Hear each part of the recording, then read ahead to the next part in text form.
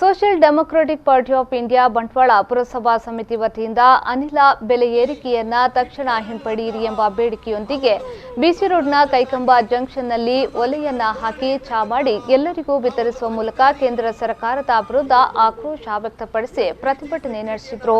ಈ ಸಂದರ್ಭ ಪ್ರತಿಭಟನೆಯ ಅಧ್ಯಕ್ಷತೆಯನ್ನ ಪುರಸಭಾ ಸಮಿತಿಯ ಅಧ್ಯಕ್ಷರಾದ ಮುನೀಶ್ ಅಲಿ ವಹಿಸಿದ್ರು। ರಾಜ್ಯ ಸಮಿತಿಯ ಸದಸ್ಯರಾದ ರಿಯಾಜ್ ಪರಂಗಿಪೇಟೆ ಪ್ರತಿಭಟನೆಯನ್ನು ಉದ್ದೇಶಿಸಿ ಮಾತನಾಡಿದರು।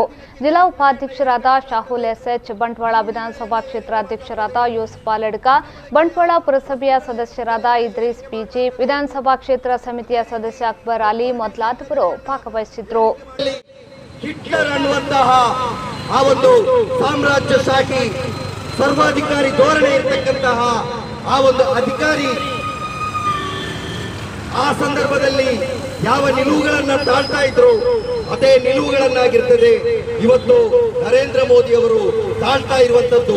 ಆ ಭಯದಿಂದ ಜನತೆ ನನ್ನ ವಿರುದ್ಧ ದಂಗೆಯಲ್ಬಹುದು ಅನ್ನುವಂತಹ ಭಯದಿಂದ ಇವತ್ತು SPG ಸೆಕ್ಯೂರಿಟಿಯನ್ನ ಹಾಕೊಂಡು ಮೋದಿ ಅವರು ತಿರುಗಾಡ್ತಾ ಇದ್ದಾರೆ।